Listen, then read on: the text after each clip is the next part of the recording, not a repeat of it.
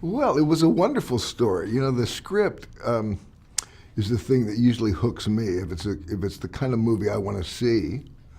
And I had the same reaction that you had. You know, you're wondering. You know, you haven't got it figured out. The filmmakers are ahead of you. You know, and I love that. I think Alan Loeb wrote a wonderful script. And all of the characters are so interesting. Well, your character, WF, I felt like had the perfect introduction on the stairs because I felt like we instantly knew how this guy is, who this guy is, just by his kind of laid-back persona. Uh-huh. Can you talk a little about coming up with WF? Well, I mentioned the script. That's the first thing that, you know, as an actor, that's what I reference, and, you know, how he's described in the script, what he says, what people say about him, that sort of thing. So that certainly informs how I'm going to, you know, pull off the guy. And then there's so many other artists that you get to work with, you know, making movies. Ann Roth, our costume designer, so we were so lucky to have her. I'd worked with her years before in Jagged Edge.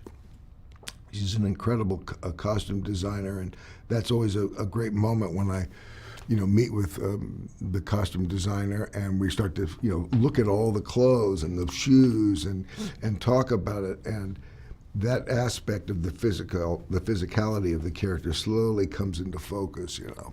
Yeah. And then you go see the set, you know, where you live, and that brings it all in, and all of these start to sharpen, you know, who this guy is. Well, it did feel like he was a man who probably lived there his whole life because he had this kind of New York beatnik kind of feel to him, which I really enjoyed, kind of getting that journey of his life in New York with him. Mm-hmm, yeah, and New York itself is almost a character in the film, you know. You know, Mark Webb, our director, loves New York. And that's certainly evident in the film. Now let's talk about the relationship your character has with Thomas, because it has this great appeal to it of you're kind of taking him on as his mentor, basically. Yeah. It's, you know, our relationships with each other in life, you know, it can be very mysterious. You don't really know how people are connected, and this is kind of an example of that. But He's drawn to Thomas. You know, he sees his worth.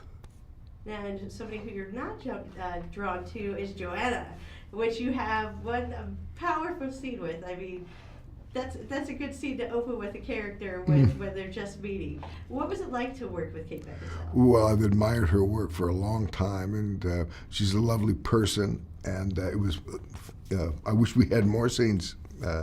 Together. I see it's so difficult to talk about movies, what we're doing here, because you don't want to tip anything off. I'm already regretting things that I've said that have, you know, maybe given too much information, you know. It's true because isn't it true? I mean, it's hard because it's such a good payoff at the end that you're not expecting it at all. Yeah. What payoff? What are you talking about? See, you shouldn't even have said that. You know, then people are looking for. There's no payoff. It's just life, you know. Now, you've done so many great movies over the years. Of course, my favorite will always be like everyone's, The Big Lebowski. What was it about acting that made you know that this was something I'm going to pursue for the rest of my life?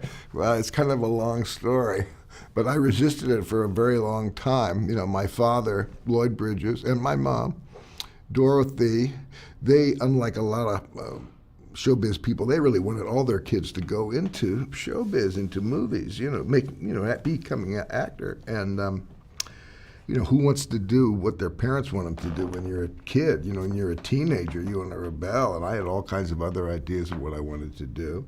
Music, I was, you know, interested in music and art. And